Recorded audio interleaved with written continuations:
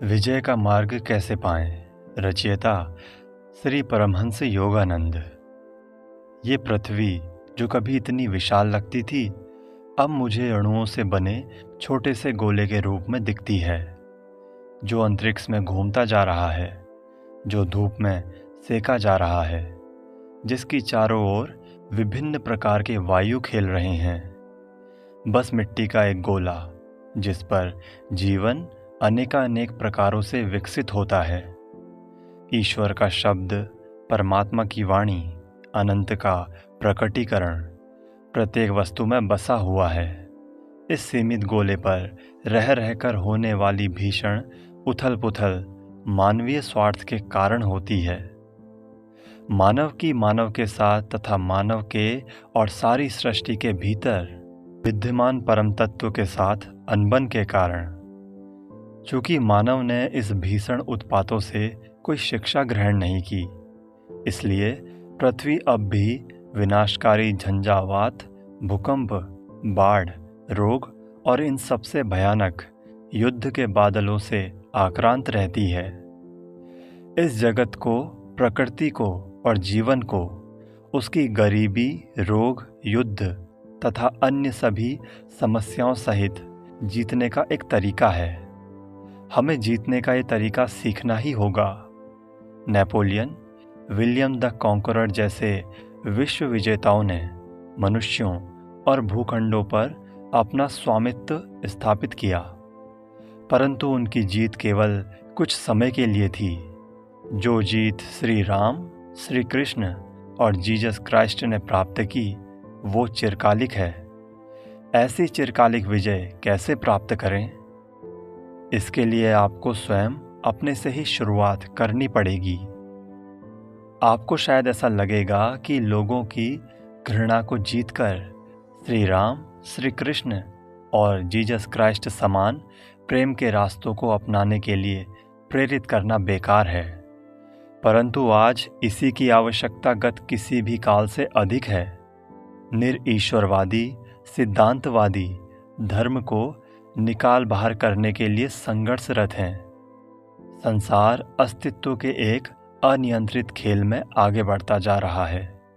इस प्रचंड तूफान को रोकने के प्रयास में हम सागर में तैरती नन्ही नन्ही चींटियों से अधिक कुछ नहीं लगते। परंतु अपनी शक्ति को कम मत मानो। सच्ची विजय अपने आप को जीतने में है, जैसे श्री राम, जीसस क्राइस्ट, श्री कृष्ण ने अपने आप को जीता था। उनकी आत्मविजय ने उन्हें समस्त प्रकृति पर अधिसत्ता दी।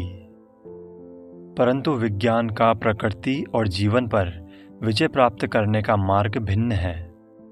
वैज्ञानिक आविष्कारों से जो आशाएं शुरू में उत्पन्न होती हैं, उनसे चिरकालिक कुछ भी प्राप्त नहीं होता। उनके लाभप्रद परिणाम कुछ थोड़े समय के लिए ही होते हैं, फिर कुछ और भी बदतर सामने आता है, जो मनुष्य के सुख और स्वास्थ्य के लिए खतरा बन जाता है। पूर्ण विजय केवल विज्ञान के तरीकों को अपनाने से कभी नहीं मिलेगी, क्योंकि ये तरीके केवल बाह्य पहलुओं से संबंधित है। उनके सूक्ष्म कारणों के बजाय परिणामों से संबंधित है। विनाशों के होते हुए भी संसार चलता ही रहेगा और विज्ञान नए नए विजय प्राप्त करता ही रहेगा, परंतु केवल अध्यात्म विज्ञान ही हमें पूर्ण विजय प्राप्त करने का रास्ता दिखा सकता है। मन अपराजित रहना चाहिए। अध्यात्म विज्ञान के अनुसार मन की वृत्ति ही सब कुछ है।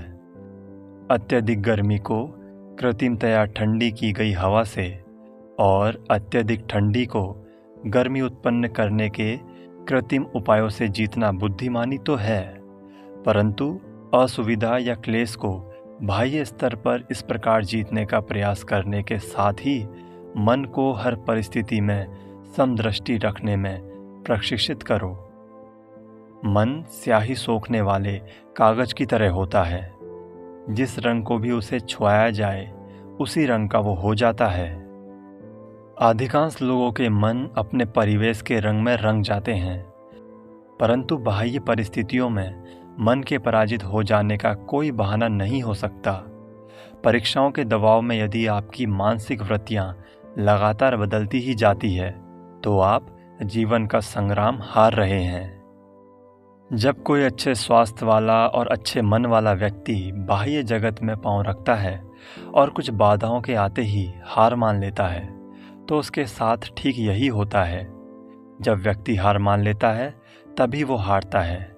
जो शारीरिक और मानसिक रूप से आलसी है वही विफल है। किसी रोग से लाचार बना हुआ मनुष्य नहीं, ना ही वो जो बार बार हारने पर भी निरंतर प्रयास करता ही रहता है। जिसने सोचना, बुद्धि का उपयोग करना, अच्छे बुरे की पहचान करना, अपनी इच्छा शक्ति या सृजनात्मक शक्ति का उपयोग करना बंद कर दिया हो, वो पहले ही मृत है। विजय के मनोविज्ञान को प्रयोग करना सीखो। कुछ लोग सुझाते हैं, हार की बात कभी मत करो, परंतु केवल इसी से नहीं होगा। सर्वप्रथम अपनी हार और उसके कारणों का विश्लेषण करो, उस अनुभव से लाभ उठाओ और फिर उसके संपूर्ण विचार को मन से निकाल दो। जो प्रयास करता रहता है और अंतर में अपराजित है, वही अनेक बार हार कर भी विजय है। संसार चाहे उसे असफल व्यक्ति मान भी ले, परंतु उसने अपने मन में यदि हार नहीं मानी है तो वो प्रभु की दृष्टि में अपराजित ही है। ये सत्य मैंने ब्रह्म के साथ अपने संपर्क से सीखा है। आप नित्य अपने भाग्य की तुलना दूसरों के भाग्य के साथ करते रहते हैं। कोई आपसे अधिक सावधान और सफल है, इसलिए आप दुखी हैं। ये मानव स्वभाव का विरोधाभास है। अपने भाग्य को मत कोसो। जिस क्षण आप अपने पास जो कुछ है उसकी तुलना किसी दूसरे के पास जो है उससे करते हैं, उसी क्षण आप स्वयं अपने आप को परास्त कर देते हैं। आप यदि दूसरों के विचारों को जान सकते होते तो कभी भी आप अपने से अन्य कोई और बनना ही नहीं चाहेंगे। हमें कभी किसी से ईर्ष्या नहीं करनी चाहिए। दूसरों को हमसे ईर्ष्या करने दो। हम जैसे हैं वैसा दूसरा कोई नहीं है। आपके पास जो कुछ है और आप स्वयं जो कुछ हैं उसका सम्मान कीजिए।